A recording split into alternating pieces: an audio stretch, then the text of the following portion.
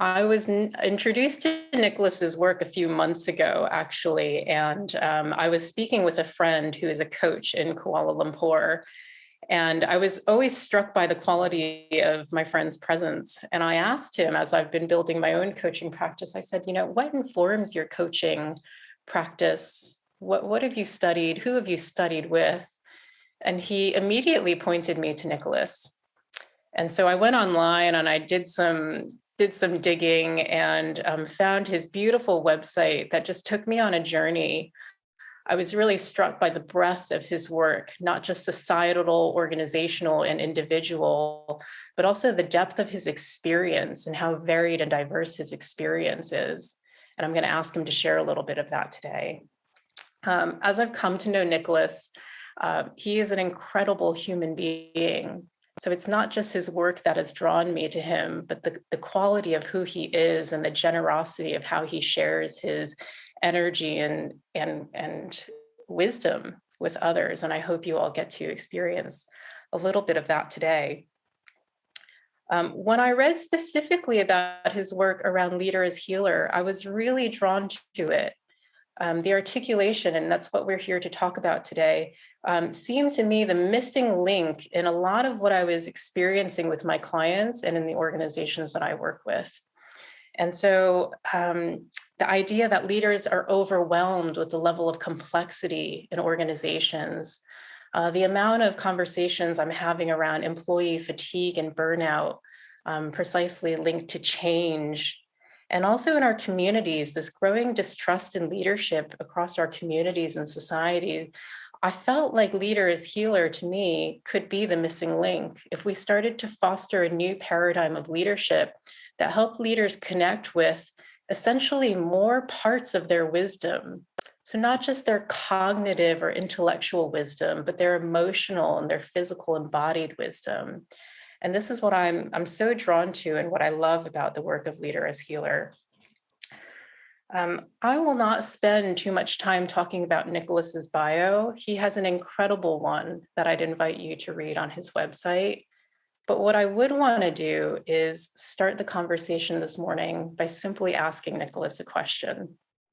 And we can get to know you, Nicholas, through the conversation today, because there's so much I know you have to share.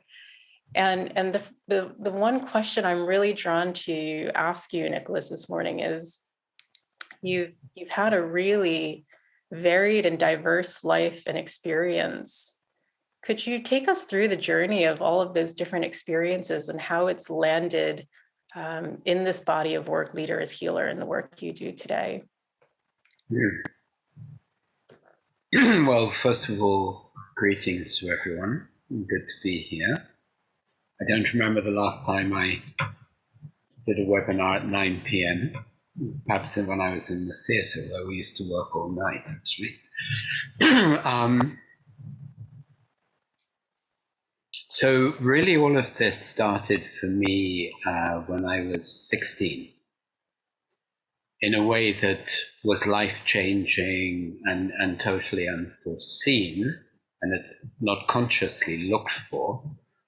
And it started in a very simple way when a school friend of mine said that his grandmother, this was in England, his grandmother was living in a Tibetan Buddhist monastery in Scotland as a nun, as a Tibetan Buddhist nun, and he was going to visit her in the school holidays, and would I like to go with him?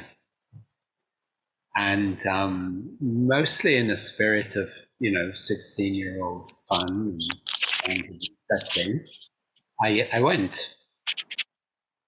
And it was just one house then. It's since become a much bigger place. And it had been started by a very famous Tibetan called Chogyan Trungpa, who by then had left.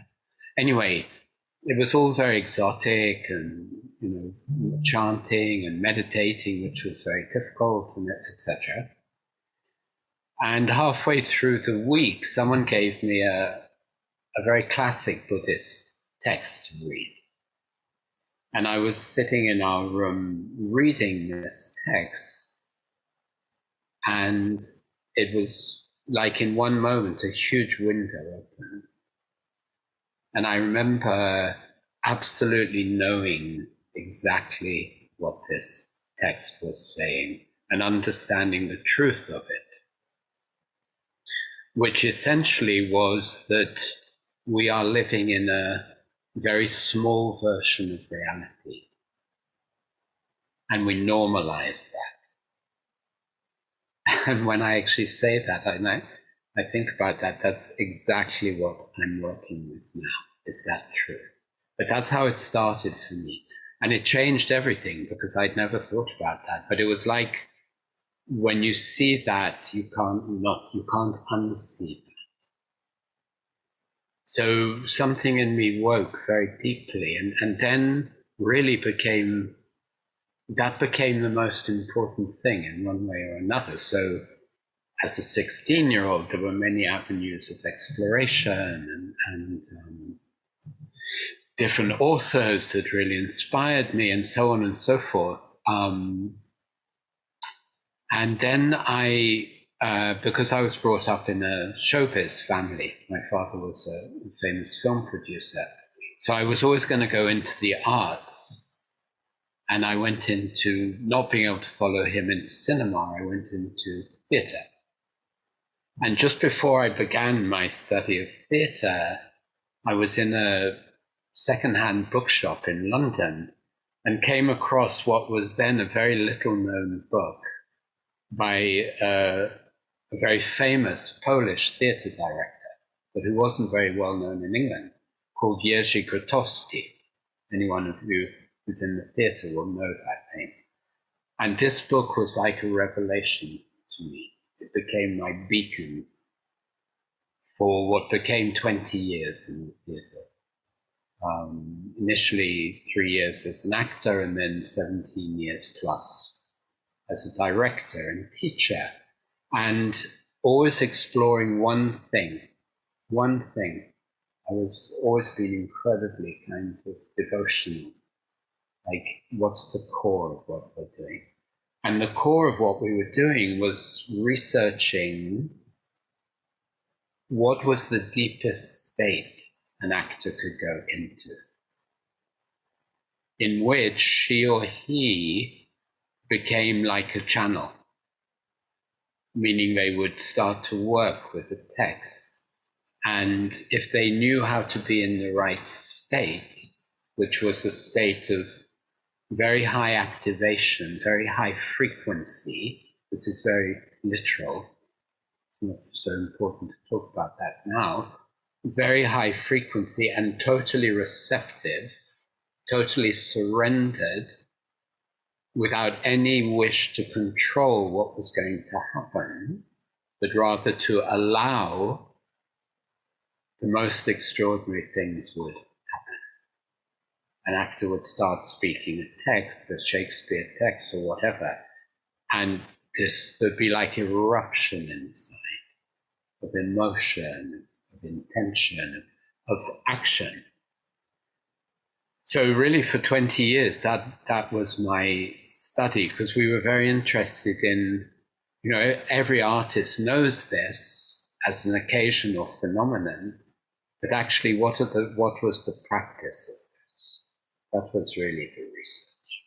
This very deep state of receptivity in which everything would start to flow. So that was 20 years of work. And then I moved into working with leaders. I'm not sure it's really that interesting to say how that happened, but it was a process. Some of us got very interested, we got invited, and I was involved in the opening of Shakespeare's Globe Theatre in London. And to cut a long story short, a very small group of us were invited to start working with senior executives. And we had what seemed like a brilliant idea of using Shakespeare's stories as a kind of mirror. And sure enough, it was a brilliant idea. And we started to really experiment with this. Like, here's what's happening in the story. Let's see how that is happening in you. And we spent 2 or 3 years developing a methodology which we called mythodrama.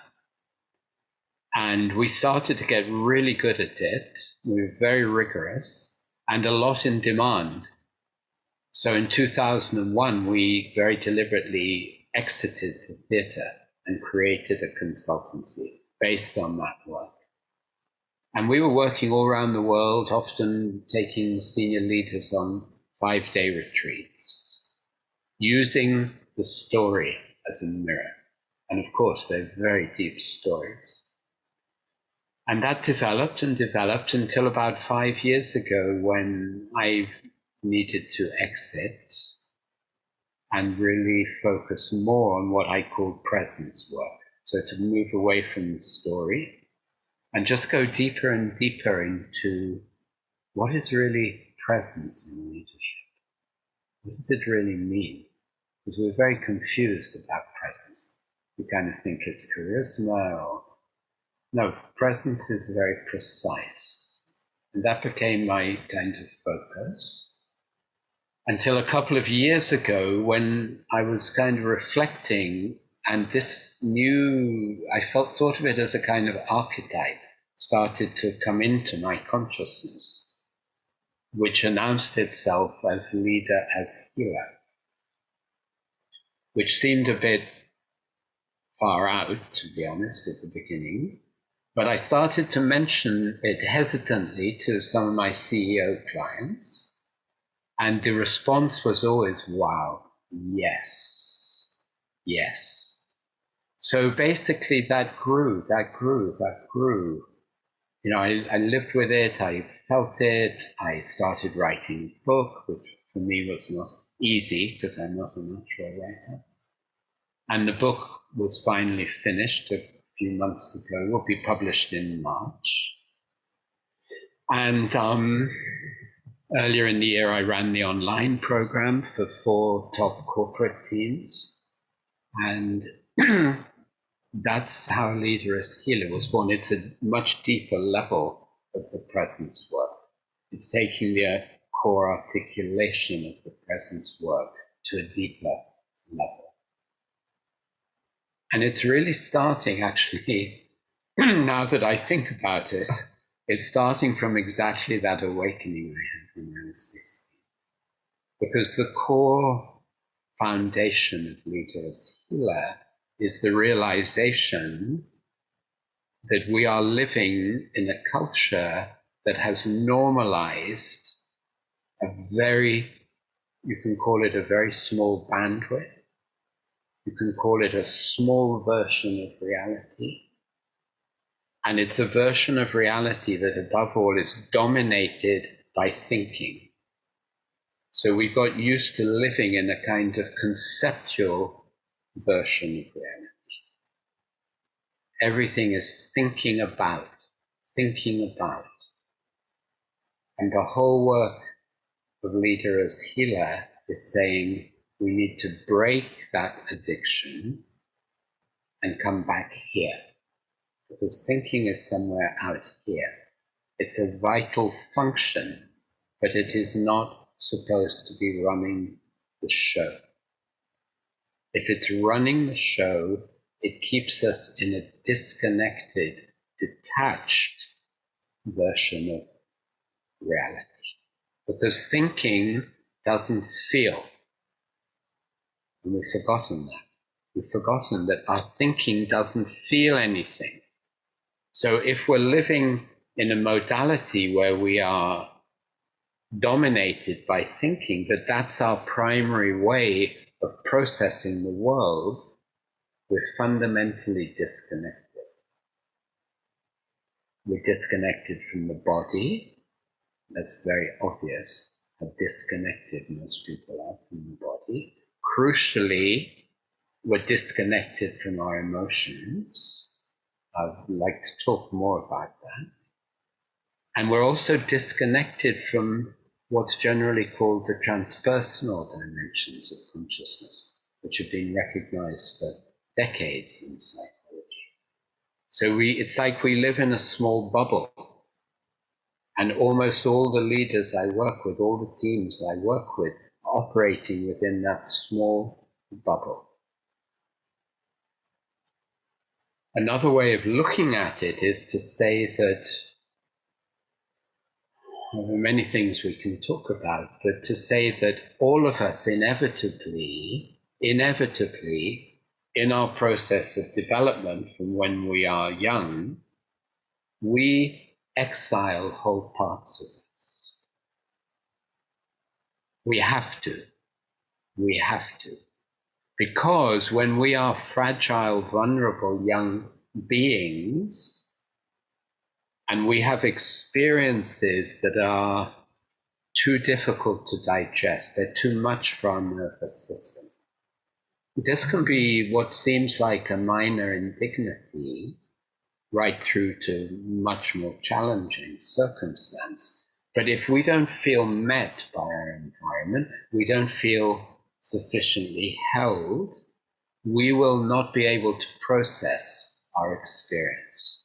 And the only option we have is to freeze it, which, remarkably, we know very well how to do. We know how to do that. So it's like we freeze whole parts of us. That's another way of saying we exile parts of us. So all of us as adults, we're all in our own bubble.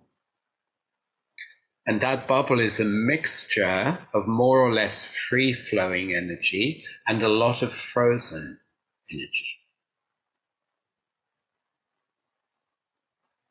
So we are by definition fragmented. And that's reflected in the whole way we operate.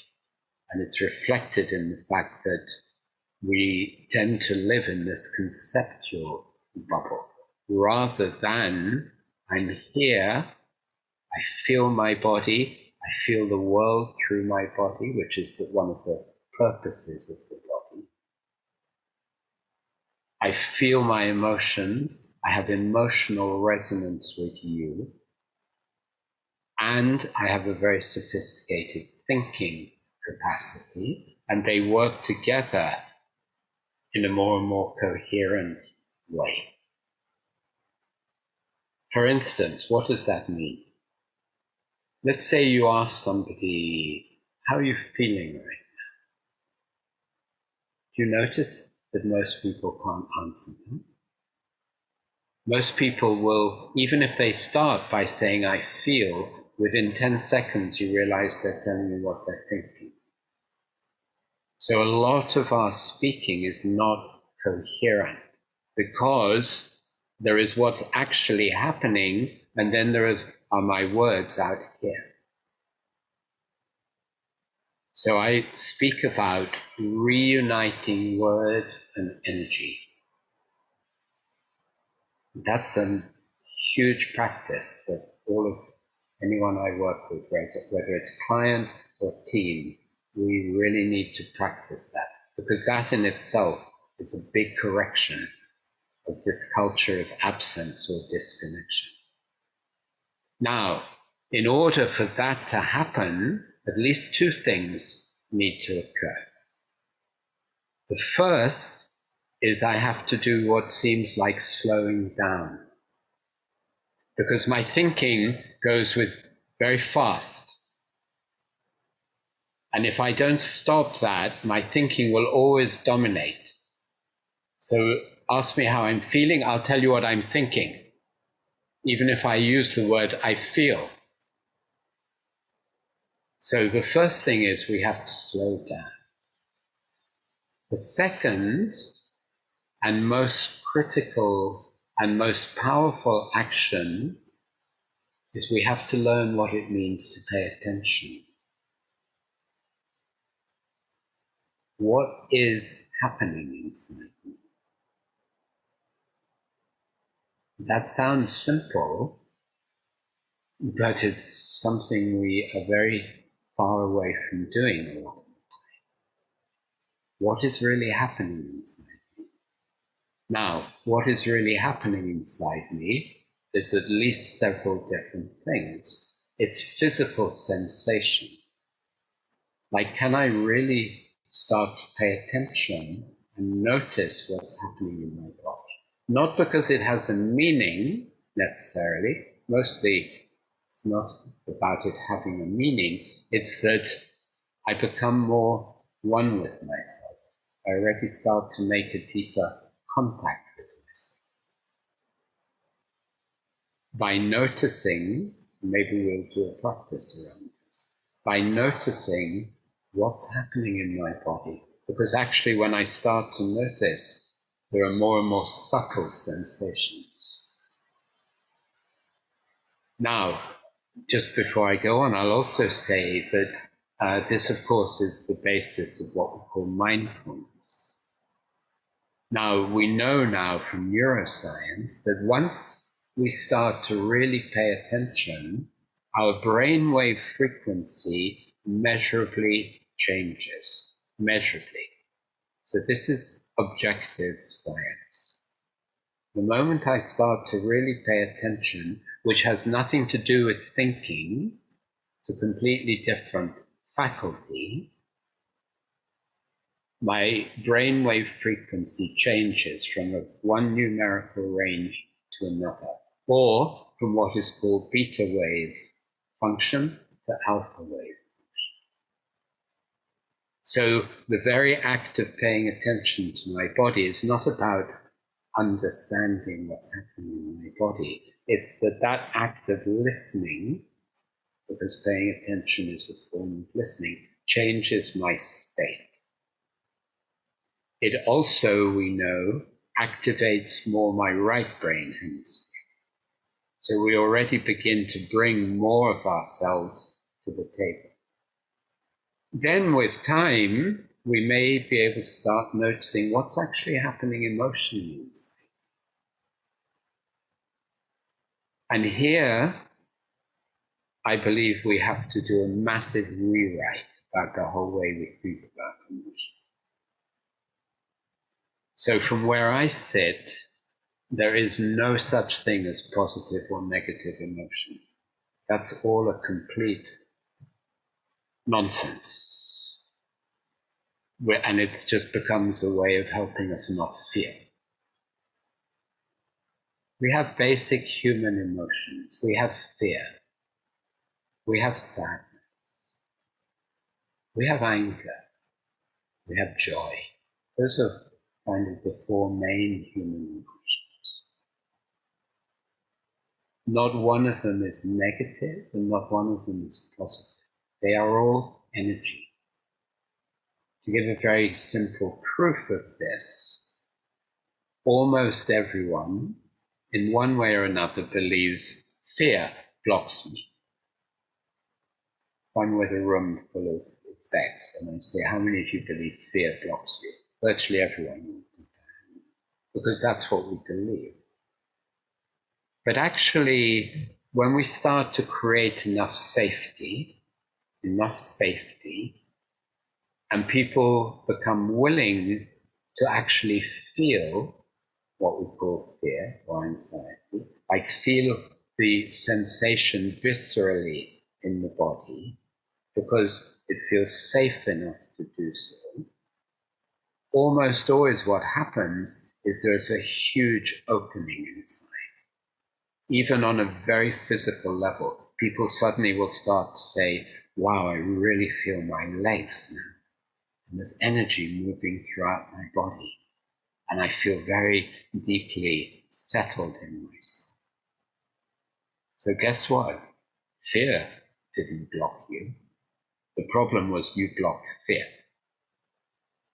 You blocked fear. And that's true with all the emotions. I was in a very deep session this afternoon with a small group of senior leaders, and one CEO, he began to touch such a level of grief in himself. And at one point he was like, wow, are leaders actually allowed to feel this kind of grief? And it was so powerful as he let himself melt into it. It brought him such a deep place of presence in himself. So the bottom line with emotions is our work is to include them more and more, because they are exiled a lot of the time. All of us exile parts of our emotional range because we had to. We had to. If we felt frightened as a child and no one was there to say, it's okay, just feel, it's okay, I'm here, I'm here. And we didn't have that. The only thing we could do was stop that feeling. And guess how we did that? We tensed our body and we restricted our breathing over and over and over, which is why you see everyone walking around in this state of physical tension, because that's been built over years. So often in the work I do with teams, we do some deep somatic work, very simple, often lying on the ground at the beginning, deep breathing, relaxing, feeling the body. And after 20 minutes of that, when you sit down again, people are in a totally different state. And then we understand, okay, this is a much bigger bandwidth now.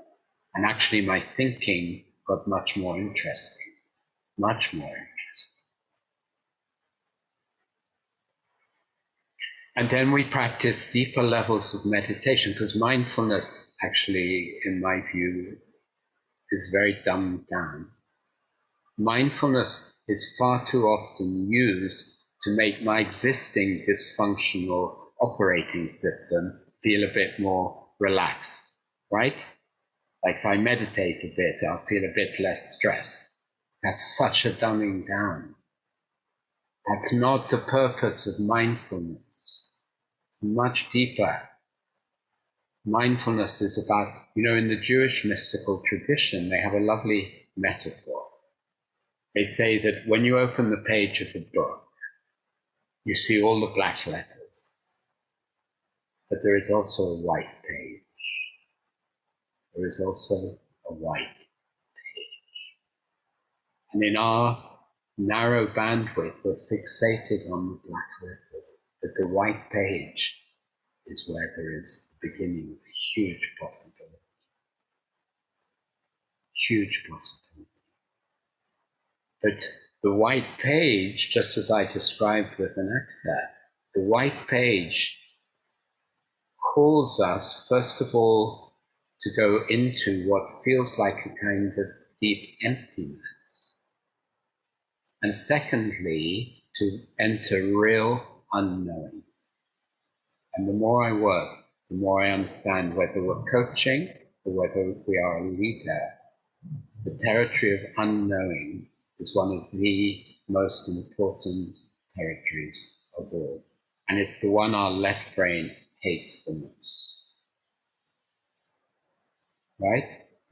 Because in unknowing, I can't explain anything. I don't know what's going to happen.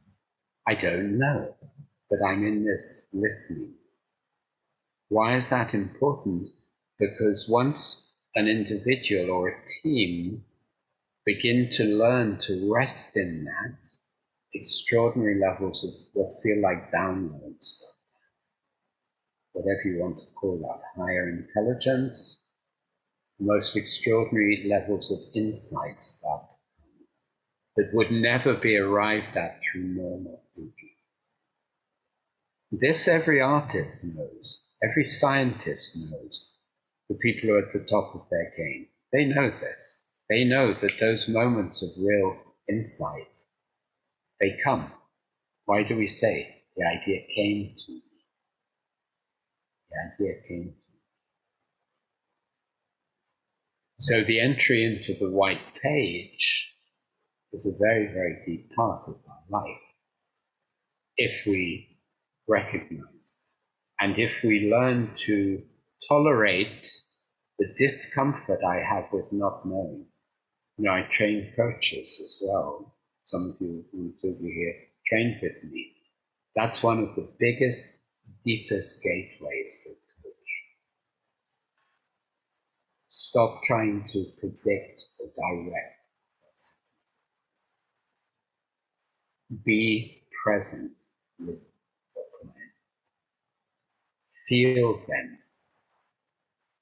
Because I'll stop talking in a minute, but because as we go deeper into, let's look at the body. So I think we by and large, I know, we by and large really forgotten what it means to become totally embodied, like we were as children. Because sometimes I ask a group, even let me ask you here, so if you think for a moment about the times where you experience being most deeply at home in your body, like a kind of coming home. You feel deeply connected, deeply grounded. Your whole body feels alive. Could be after a great yoga session, or massage, or contact, or walking, or whatever it is for you.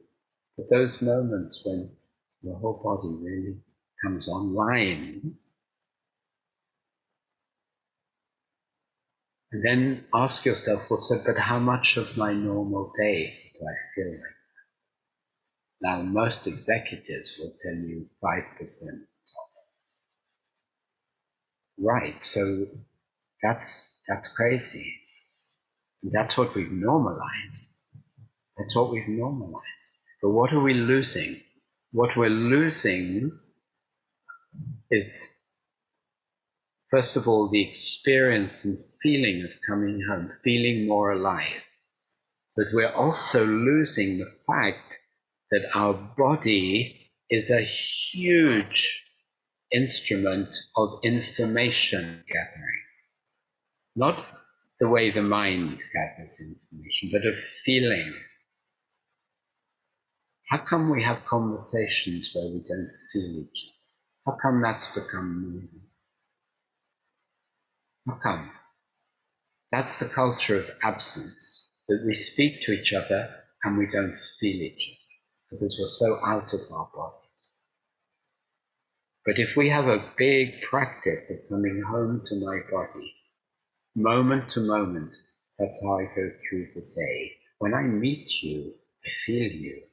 When I pass someone in the street, I feel them. Because that's what my body is hardwired to do. Anything else is abnormal. We think that's some kind of supernormal power. No, that's normal. It's abnormal to be disconnected. It's abnormal not to feel the world. That's the state of our culture. And I believe that's why it's a big part of why we're in such deep trouble. So the body, coming home to the body, is an unbelievable gateway. As Alison invoked the indigenous people at the beginning, all indigenous cultures, this direct connection with the world through the body. That's not fiction. It seems far away from where we are, but that's exactly the point. Leader as healer is here to heal the fragmentation, to bring us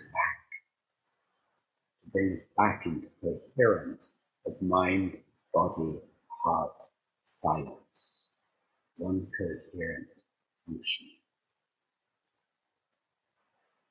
Because without that, I think our world will get more and more fragmented, as it is. Now, I'll say one more thing, because on a deeper level, so when I first started, I trained for 5 years recently with a man called Thomas Hubel. Some of you may have come across him. It's a very remarkable teacher. And one of the reasons I started studying with him was I would see him work with someone in front of the group. And within like 30 seconds, he'd be right working with the core topic. And I'd never seen anything like this. I was literally like, how are you doing that? How are you doing that? Anyway, he started to explain that, in his words, all information is available all the time. It's just that we're so tuned out, we don't perceive them. And that seemed pretty outlandish to me. But actually, now I know that's true. I know that's true. But how we access that information has very little to do with our thinking. We access that multiple levels of information when we come to a place of spacious presence in ourselves, where our more subtle sensing faculties are open. And that has an enormous amount to do with coming home to our body, coming home to our body. That's our natural being. And that's now, by the way, confirmed by the most cutting-edge physics research, which is telling us that reality, what we call reality, is an information field. So it's like what mystics have been saying for 3,000 years, and most cutting-edge physics is really coming together. But once we realize that, that changes everything. I tell you, I want to give you one example of this because I'm co-leading at the moment a quite remarkable new leadership program with Bob Anderson of the Leadership Circle. Some of you will know the Leadership Circle. We're co-leading a program at the moment with 10 CEOs and 10 coaches. And we're going through very deep processes with the group. So in one session, we've done deep meditation, very deep meditations with the group. We set up what we called a kind of intuition exercise. And it worked like this. I can explain it very simple. Imagine now I would say to you, okay, you're going to go into a Zoom room with one person, just one person. We can do that. And you're going to spend 4 minutes silent, no talking. You're just going to absorb that person. Then we would all come back together like this. And then Bob and I started to ask questions, starting with, just let yourself become that person. What's happening in their life? What edges are they on? What are their challenges? How is their emotional landscape, etc., etc. Questions. Then we would go back, you'd be with your partner again, just with your partner, 2 minutes each to speak. What came to you? And then a few minutes to debrief. Then we came back all together and we said, just write in the chat, how was it to do that? It was extraordinary, in a word. Everyone was getting extraordinary levels of information. Same thing with a different person. 5 minutes silent with a different person, just absorb them, come back together like this. And then we said, now, go to that person's home. Open the front door, walk in, walk around their house. What do you see? What do you feel? What's there? What energy is there? If you by chance know that person, which could have been, go to their childhood home. Go through the door. Now, while they were doing that, we had a team meeting, and I actually said, I think that might be too much for people. I actually said that. Came back, right in the chat, how was it? It was beyond belief. The accuracy of what people had experienced in physical detail and in energetic detail. This is nothing to do with being psychic. This was proof that all the information is there, and that if we are really at home in ourselves, if we are embodied, if we are resting in a spacious, natural receptivity, multiple layers of information. Now, why is this important, apart from the fact that it changes how we view reality? Because we believe, and that's one of the reasons we're doing the program, is that the kinds of solutions we need now, the kinds of innovations are already there, waiting for us to just see them. But we won't see them with our linear thinking. We won't see them when we're in a narrow bandwidth. We'll see them when we return to a much more natural, coherent state of thinking, feeling, and sensing. That's the work of Lita History. Okay, I'm going to pause now and take any questions anyone has.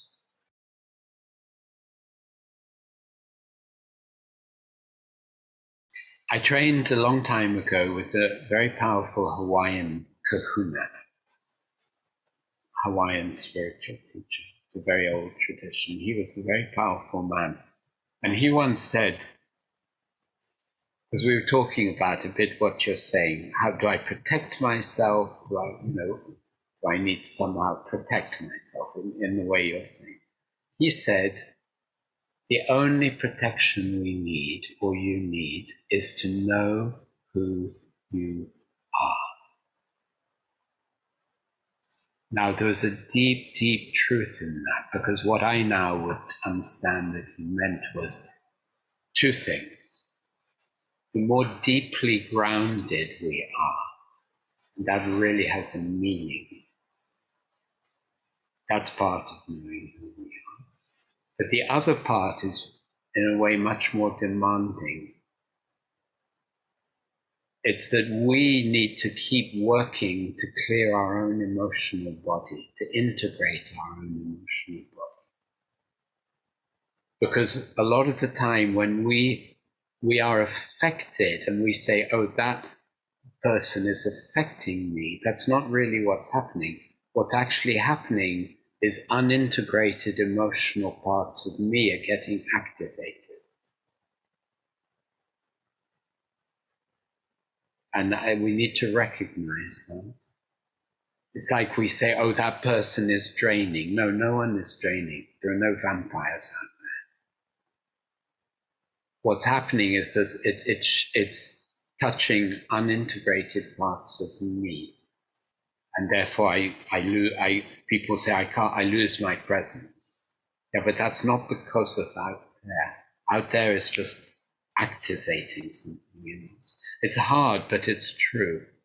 So what I'm saying is, the more we work, the more we're committed to our inner work, part of which is turning towards what we have exiled, and we can't do that alone. Gradually, what you're saying diminishes. It diminishes. It doesn't mean it's not going to happen or that it's easy. But we can be in great toxicity or in the presence of great toxicity and be much less affected by it. And that's needed because the world is extremely toxic. But it's a high calling, that, so I totally understand what you say, Sue. It's difficult. It's like when we say, oh, that person is difficult. No, no one is difficult. People are people. It just means that something happens in me that's difficult for me to be with.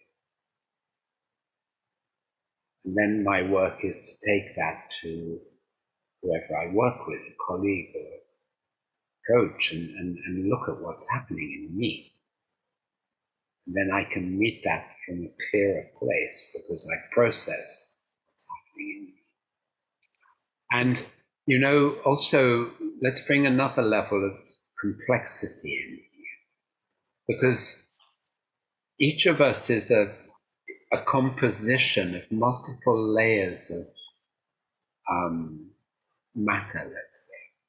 So I have my personal biography, so that can get activated. But I also have an intergenerational stream inside me. And in some cases, I clearly have a collective stream operating inside me. So, for instance, I coach two very senior African American chief execs. Now, we've done long-term work together, and one of them, let's say, she gets very triggered by something that's happening. And we start to, because we now have this deep safety where we can really look what's being activated. And sometimes we go down to a level of absolute terror that she carries in the system that goes back 300 years. That's a real frequency. So we think we're in this bubble of it's just me. No, I'm already in a whole lineage. And my job, I believe, if we really want to wake up, part of my job is to be the one who makes conscious what that lineage has not been able to process. Let's say you as a woman work with your whole female lineage. So what parts of your female lineage we never really listened to, could never be given expression? What were the levels of emotion that the women in your lineage were never able to be received in? And you become the one who will hear and listen. It doesn't matter if they're physically here, it doesn't matter. We become the ones who give a presence and an open-hearted listening to what could not be processed in our lineage. That's very deep and very powerful healing. And you can feel it happening. Nicholas, we have some Nicholas, questions in the chat. Thanks, Alison. I'll something to come a question as there isn't for me to say to that last conversation. The labelling of things currently in culture, toxicity, just that labelling, I mean, how does that sit with what you said earlier about no positive or negative emotion? Toxic, yeah, I take that point. That's a good question, Ralph. I would use the word toxicity when things are really incoherent. Like, let's say as a child, many of us had the experience that we felt things were happening in the family, but then our parents said, no, that's not what's happening, right? Yeah. I would call that a toxic environment. Yeah, because right. It's incoherent. Mm-hmm. So my experience as a child is not being validated. Yeah. It's just a word, but I would call that a toxic environment. Yeah, right. For instance. Yeah. Yeah. Thank you. The toxic environment in an organization when leaders are saying one thing and something totally different is happening. Yes.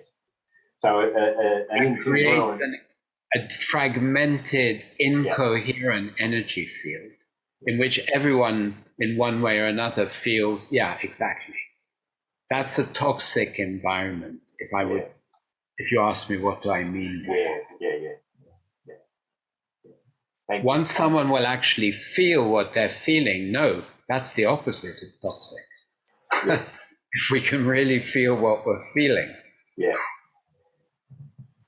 Nicholas and Ralph, in magic, we use the word abracadabra, which means as I speak, so I create. And it seems to me that if we keep using words like toxicity, then we are not getting the learning and not, we've already put up a barrier to what could be coming through for us, for our stuff. So it seems to me, and that's a question, is the first step to be aware of the labels that we're having for our emotions or other people's emotions. Not to judge them, but... I'm not using toxic to describe emotions. Right. I'm using toxic to describe an incoherent energy. Yeah. Right. Yeah. I think it's a wonderful distinction. There is no emotion that's toxic. No emotion. But in a situation where one thing is being said and totally other things are happening, that's incoherent energy. Yeah. Nice. Or you have a meeting where a lot is being said, but there's a whole emotional atmosphere in the room that's not being acknowledged. That's an incoherent energy. And then we try and make strategy when there is this kind of incoherence. And I give many examples in my book that I've experienced where sometimes all a senior leader needs to do is stop a meeting and just say, just a minute, let's just acknowledge there's a lot of anxiety here. I'm feeling it too. I'm having difficulty sleeping. And I'm sure many of you are as well. Let's just acknowledge that. What happens in the room? Yeah. Like huge relief. Whenever we feel safe enough to come into contact with an emotion that we put so much energy into not acknowledging or feeling, there is almost always a huge relief. Finally, it's okay. And in my experience, it's often when we can go to what seem like or what we would normally label the darkest emotions that there is the most deep opening. Because we carry, it's not, we think words like terror are extreme. We think words like despair are extreme, but they're very common parts of us. And if a senior leader is finally allowed to say with me, touched, yeah, there's a part of me that is in such despair. And I'm saying, it's okay, let's feel that together. Let's meet each other. There's such a relief. Such a deep relaxation of the nervous system, which has been built around not feeling. For good reason. Because that couldn't be held. Couldn't be held. This is the work that's leaders. Nicholas, we have a couple of questions with people with their hands raised in this. Go ahead. And so I see Lily first, then we'll go to Sabina, then Sean. Great. Thanks, Alison. And just a little flashback. Ralph, 30 years it's been since I've seen you. Anyway, it's a lovely reunion.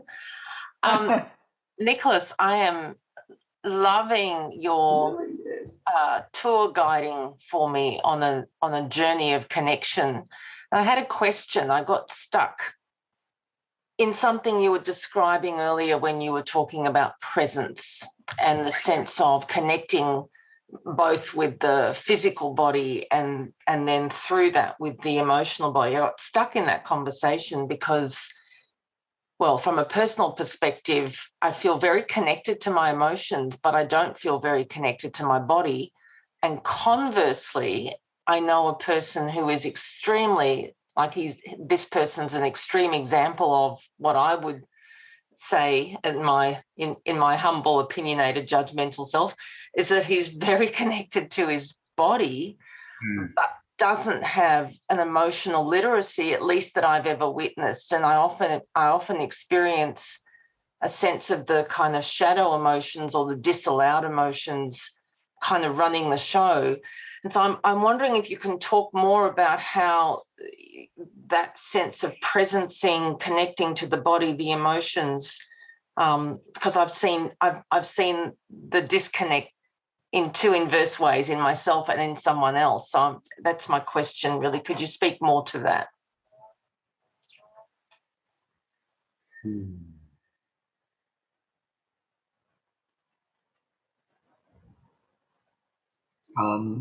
You see, I'm hesitating because the real answer to your question would be that we would do some process together, but I don't think it's quite right to do that. Because you say something very important about yourself. And if we would start to explore your experience of this, that's really what would be the best thing to do now. And I don't think this is the right place to do it. So if we stay, because questions often have two parts. They have content and they have process. Most of the time we just stay with content. So you understand the difference. I certainly do. And certainly as coaches, we need to be super aware of that. Because if we follow a client's content, we go off here. But in terms of the content you're asking, I think it's true what you say. We can be on or offline in different ways, and it doesn't automatically. Right. And there are different ways of being embodied as well. You know, someone who's like super fit doesn't mean they're necessarily really embodied. You can see two dancers, both of whom can do incredible things with their body. One is embodied and one is not. Nice distinction. It's a very important distinction. One has simply learned to manipulate their body, and it looks the same. The other person is in their body. How do you know the difference? Because if you're in your body, you feel transmission from one and nothing from the other. It's like if you go to a gym, a lot of what you see is people doing stuff to their body. But nothing to do with being embodied. It's good, you get a bit fitter. It's okay, it's better than sitting on the couch eating potato chips. But it's not the same as being embodied. Lovely. Someone who is very apparently emotive, that's not necessarily the same as really, really feeling their emotion. Yes. Like you see some actors and it looks like they're emoting a lot, but it's bullshit. Sorry. No, you go for it. It's not really felt. Yeah. The people who appear to be very emotional, yeah, but let's see what's really happening. Yeah. So it's kind of similar in a way. Also, in our emotional body, there's often a layering. So meaning that we can get used to a certain part of the emotional spectrum, but it actually covers a deeper part that's harder for us to cope. Like a lot of us men, it's much easier for us to be angry than to be in grief. A lot of the senior men I work with really need to have a space where it's okay to touch grief. Anger feels much easier.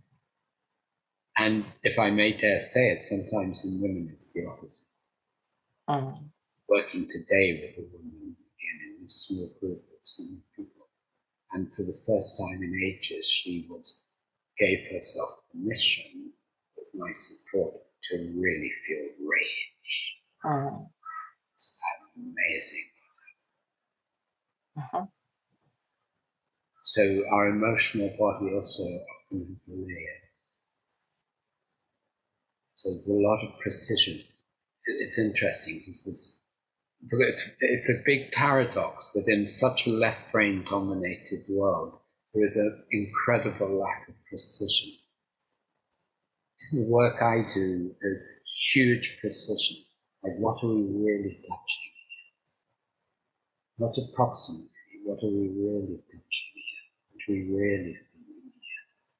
And if we feel into fear in you, is this a young fear in you? Is it a fear that comes from your lineage? And we can feel the difference. That's precision. Precision. Beautiful. Thank you so much. It's given me. Your question was beautiful because it brought that out. Yeah. Thank you. Thank you.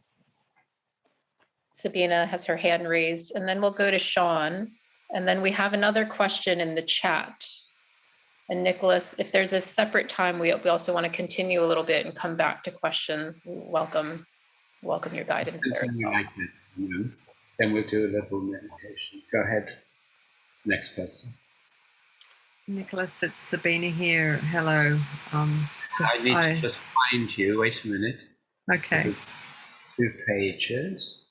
Oh, I see. Right, yeah, got Yeah. it. I'm in Sydney. I don't know if that helps you find me. Oh, yeah, that's really clarifying. Is that helpful? Hello, Sydney. Go ahead, yeah.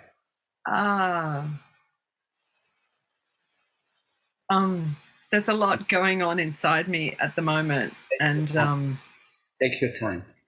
it's really beautiful. So while all of that's bubbling over, I just from my heart to yours and to Alison's, just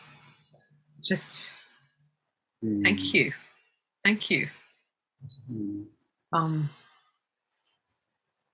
I so deeply resonate with what you're talking about, and my tears right now are tears of grief of having lived in the wilderness away from this stuff for a long time, and how painful that is. How painful it is to be disconnected from myself, be disconnected from others, having needed to disconnect to get through. Yeah. And I have a real sense as you talk about our lineage that my need to disconnect is not only mine at all. I don't have to look too far back in my ancestry to see world wars that have been lived through and big trauma that has existed. And that lives in me, in my consciousness. I've got no doubt about that. And I'm thrilled to hear that you're working with the Leadership Circle. I'm part of the Leadership Circle here in Australia. And the work that you're describing to some degree has been part of my practice as well, as I'm, all the things that I draw on to do the work that I do. I think my question right now is,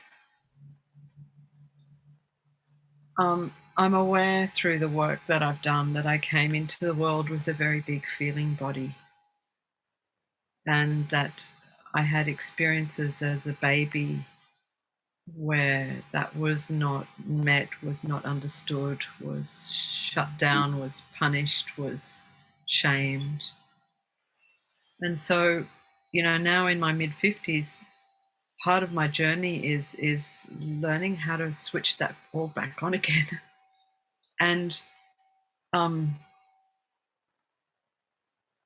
so my question to you is around when my feeling body feels too much, because that was my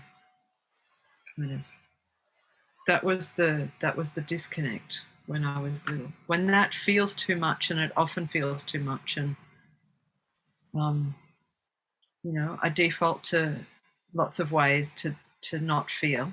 I've got a lifelong of habits around that. What guidance can you give me for my practice of how do I hold and be with just the high level of volume and activation that can happen sometimes? How can I be more present with that so that I don't So I remain present with other people too. So since you started, I've been wanting to say mindfulness to you. The more you speak, the more I understand why you want to say.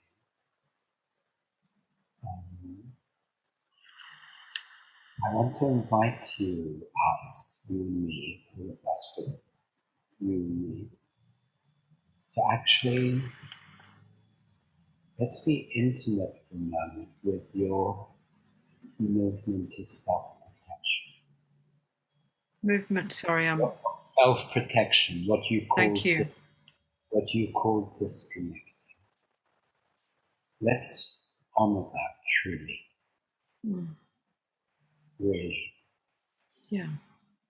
Let's stop seeing it as something that's in the way or something that would be better to somehow get rid of. Let's first really respecting it. Yeah. It's a Yeah. very I precious feel my heart just really opens with compassion for that, for those parts that have protected me in that way for such a long time. And I feel deeply grateful to them. And I, I see it. I see those same protectors playing out in my 13-year-old daughter, and I feel deep, like in one way I celebrate that as I see it in her, and I'm grateful that she's learning that too, in her way. So thank you for just holding with the respect and the honor of those protecting parts.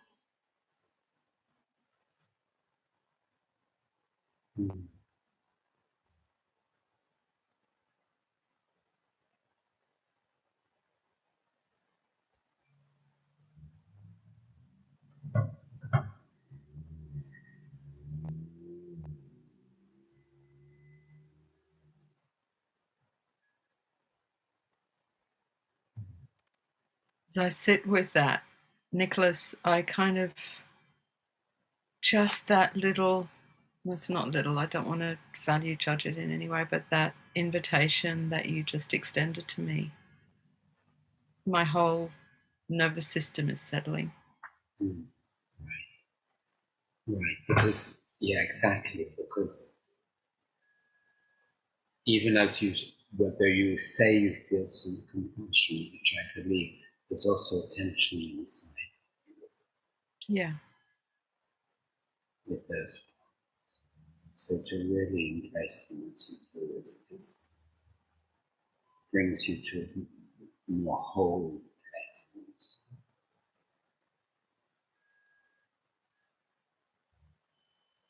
Yeah. Thank you. Thank you.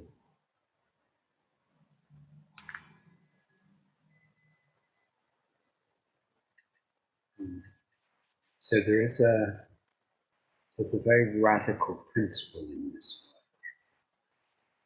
work. Whether we're working as a leader or working as a coach, which is that the highest value is in exactly what is. Now that sounds very simple, but if we really live into that, we see how often we're moving away from what it is. And in that doing so, we're fragmenting ourselves, even doubly fragmenting ourselves.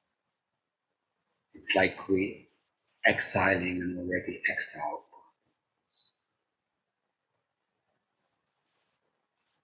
And the problem with a lot of change, for instance, in organizational change, I believe, is that change is happening before we're fully where we are. We're trying to change something, which is often why it fails, because we don't first fully be where we are. We have an idea of where we want to go. deepest change happens naturally, as even we saw for a moment with you, Sabine, when we're more fully one with exactly what is. And that means we stop judging it. We stop the part of us that thinks it would be better not to have that, or that it should be different, and how deep and subtle those mechanisms are. So when an individual or a team can more and more fully recognize and be with and integrate and embrace what is, paradoxically, that's when the deepest change happens. But it won't necessarily be the change you think you've planned, because that was anyway part of your disconnection. So it's like a deep Zen principle. Deep change doesn't happen so long as you're trying to change. It's a weird kind of paradox.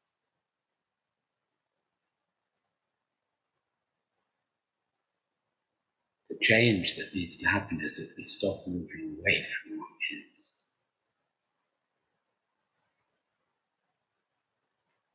One of my mentors once gave the most amazing definition of love. And he said, love is an unconditional yes to whatever is arising. Love is an unconditional yes to whatever is arising.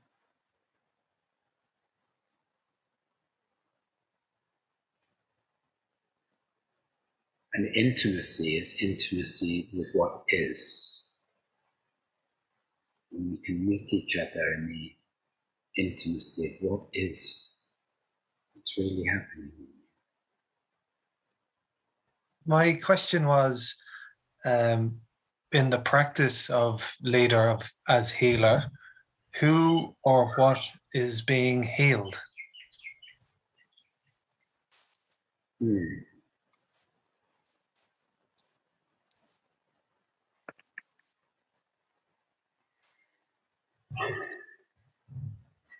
So, leader as healer is a deep level of presence in the leader. So that means that she or he has already done a lot of inner work that enables she or he to show up as coherent presence, which then generates the permission and the capacity in the field around to come into greater coherence. Because it allows, on the one hand, fragmented emotions to be acknowledged and brought back in, and it generates the possibility of opening to these much higher, more subtle levels of listening. So the field is getting healed through the presence of she or he who is showing up, leader as human.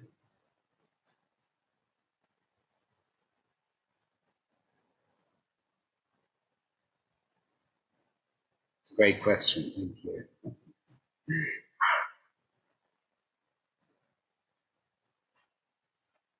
Let's do a little meditation.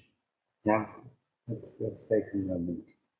So if you like to sit quite straight and just close your eyes for a moment.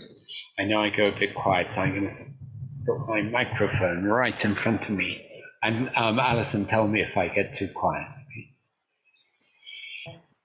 So close your eyes for a moment and just begin with maybe a couple of deeper breaths. And use the out breath. Bring your awareness down into your body, not your thinking. The thinking may continue. We don't need to bother with the thinking. Bring your awareness down into your body, which means you start to notice your body more deeply. Sensations in your body become more apparent to you.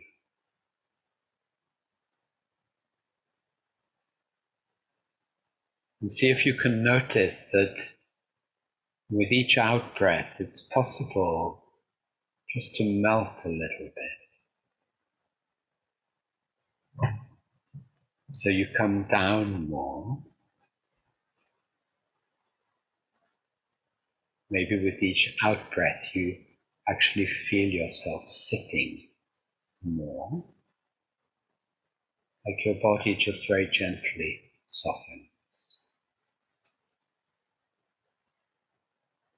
You can have as a main focus of your awareness, your breathing.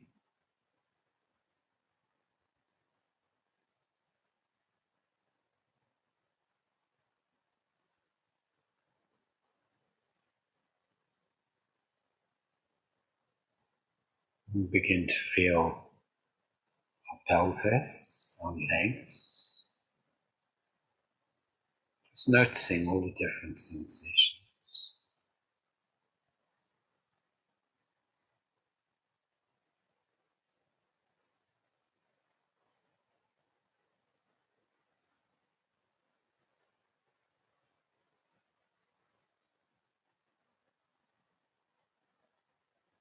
Like your body starts to come more online, start to notice more sensation. And it's continued down the legs. And bring your awareness down to your feet.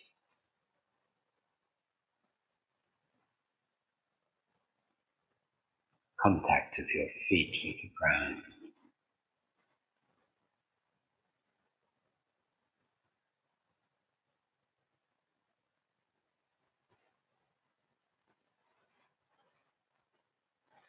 Then you can notice this whole lower half of your body as a whole unit, like your base. This is your base, your foundation in your body.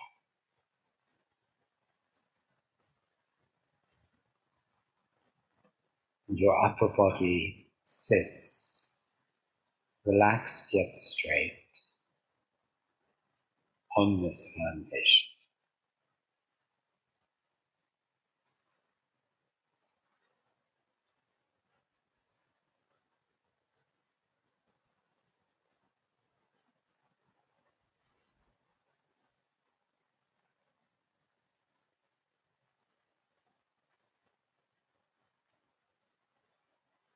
Notice the feeling of your spine, your neck, your head.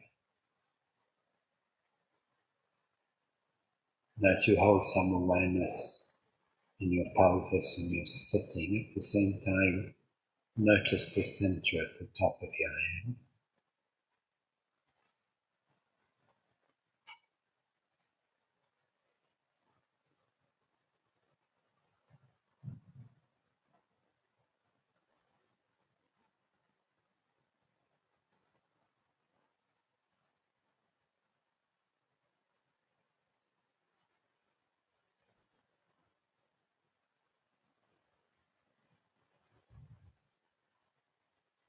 Notice that in the background,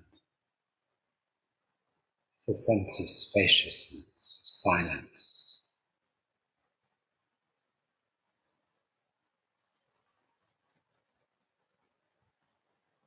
Let yourself gently rest in that for a moment, like a pebble dropping through water, coming to rest.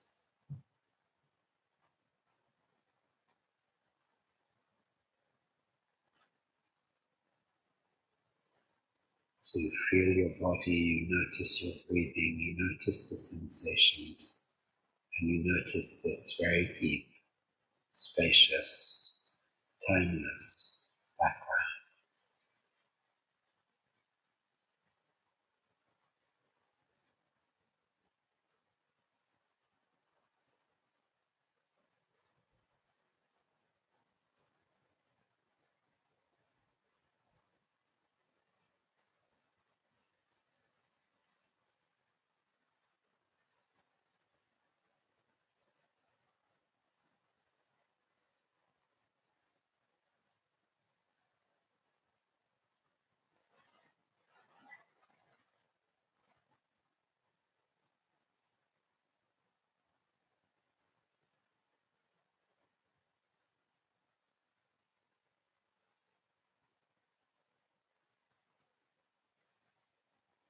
We can feel also the presence of the group.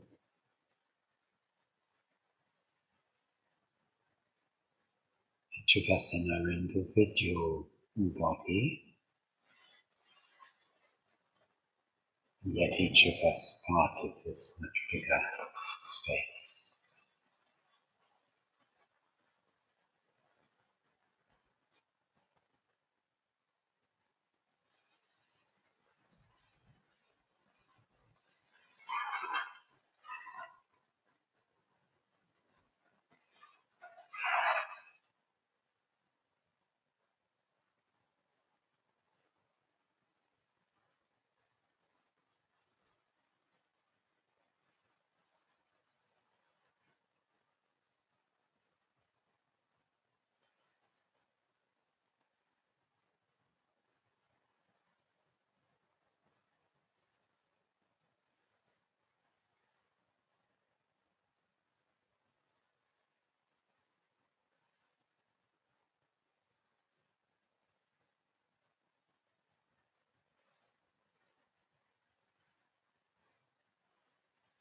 And when you're ready, bring your awareness very fully down into your breathing, your sitting.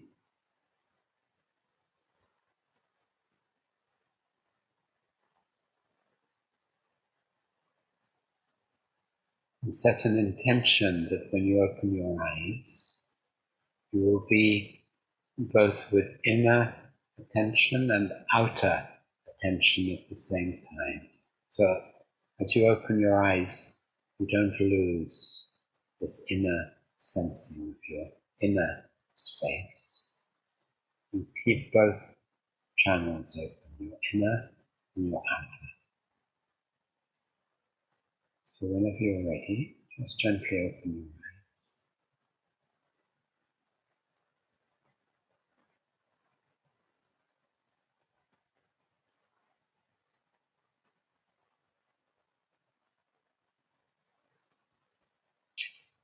So I want to conclude with just a few essential points. As leader, as healer, has developed the capacity to stand very strongly as a correction, as an agent of correction, of fragmentation and incoherence. This is a huge task, but this is the task of leader as healer. That she or he has developed enough inner presence through their inner work to stand as an agent of coherence. That's a correction in the deeper sense of it.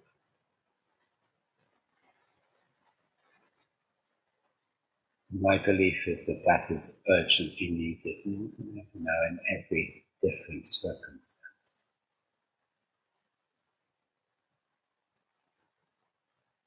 That's the work of leaders.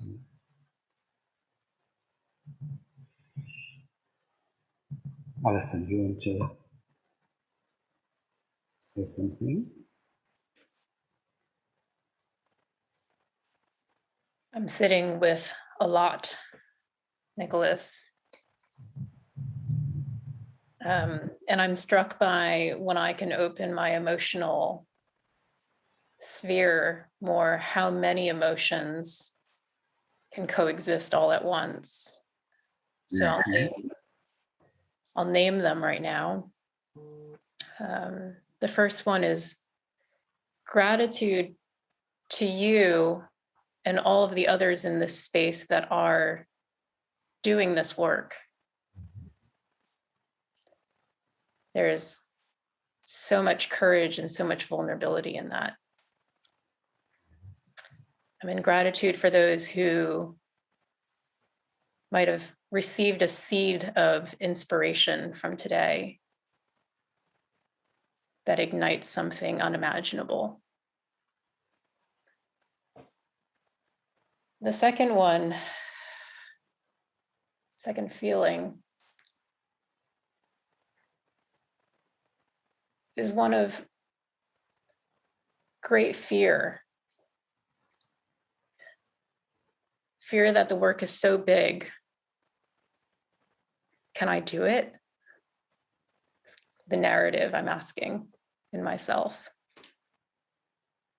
And I'm reminded of what you say today to many of us, to be with that and let that simply be. And today for me, it was a way to be with that and sit in the work.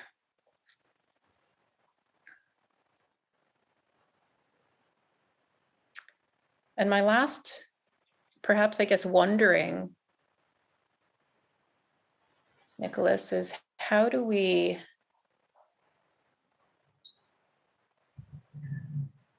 find the call to action within ourselves?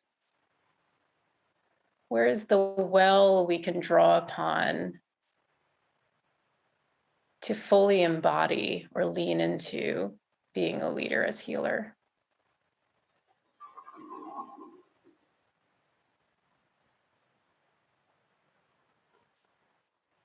And I wonder if you might close us out with your thought around that.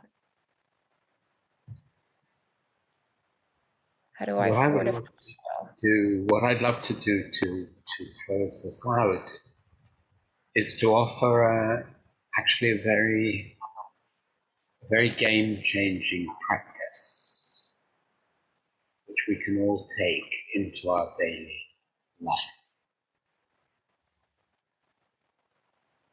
It has two parts. The first part is to practice relentlessly what it means to keep an inner sensing of yourself open all the time while you're engaging with the world. So it's like you have an inner attention and an outer attention at the same time. This is a master lifelong practice. And almost certainly you need to find a way to keep reminding yourself of that. Because when you really look, you'll see that it feels like you get pulled out all the time. Get pulled out of that, I'm here.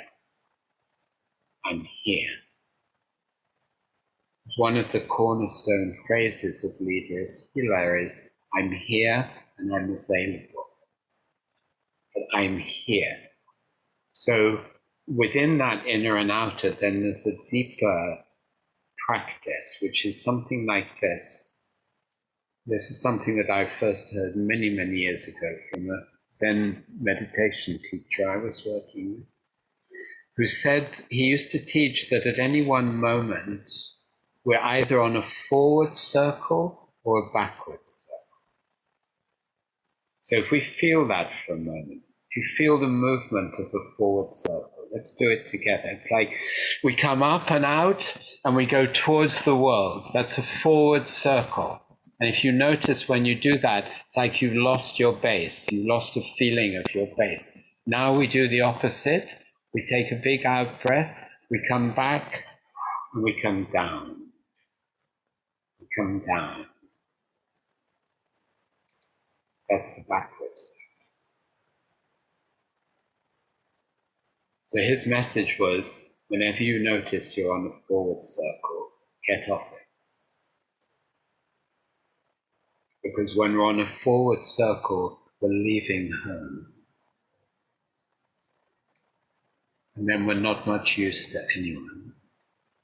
We can't listen to anyone because we're like that. We're not home, settled in our base. So those two things together, to have that inner and outer awareness all the time, and then to refine that into, am I lifting up and out? And can I, often with an out breath, can I come back down? and I come back and down, so that I feel I'm here. I'm here.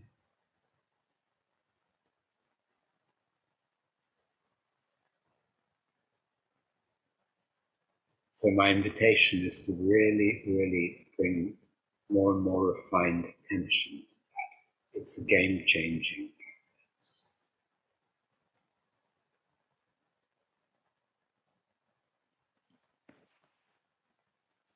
Thank you, Nicholas.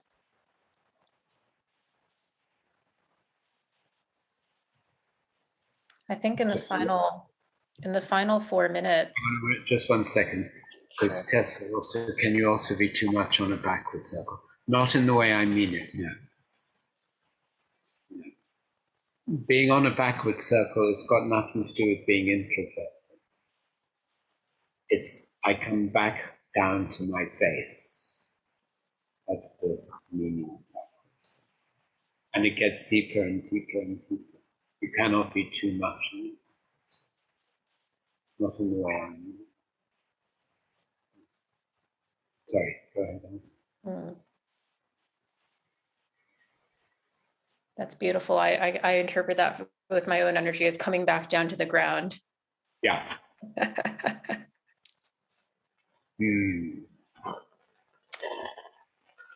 We'll seek to wrap up in the final 3 minutes together. As much as I would delight to be in all of your presences for the rest of the day, I'll speak for myself when I say this space for me has been a restorative and rejuvenated one.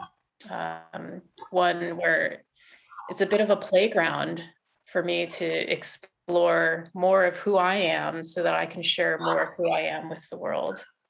And I thank you, Nicholas, for role modeling that and also creating a space where we can stretch our wings into our full humanity. Right? Stop tucking in, but really spread our wings. And I want to thank all of you all for making the time and the space to lean in and be present. If we can give each other is our presence and attention. And today was really a gift in that, hopefully to yourselves and also to each other.